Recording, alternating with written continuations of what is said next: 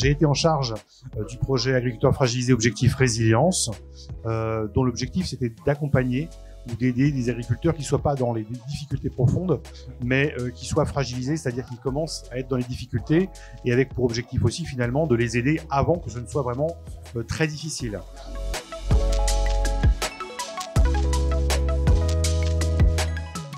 Les grands résultats de ce projet finalement qui ont permis d'accompagner 3500 agriculteurs, c'est de se dire d'abord on a une boîte à outils pour les conseiller, une communauté pour la développer, mais surtout on a travaillé sur 2 projets, l'un sur les jeunes agriculteurs et l'autre sur la détection précoce des agriculteurs, parce que au cours de ce projet on s'est rendu compte que 1, les jeunes agriculteurs sont aussi concernés, et 2, le gros problème, ça reste finalement détecter précocement les difficultés, parce que plus vite on les détectera, plus facile sera le traitement de ces agriculteurs.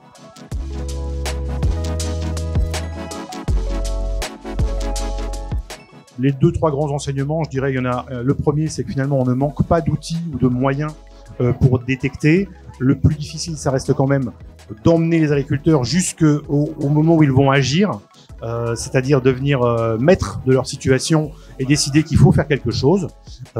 sachant que le grand enseignement quand même, c'est ils sont des chefs d'entreprise, ce n'est pas un échec, c'est un vrai acte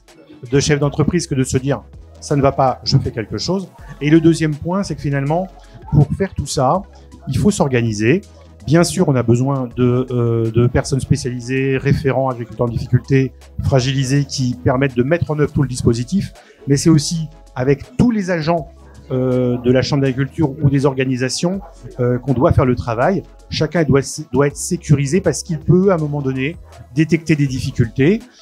et puis les remonter aux spécialistes.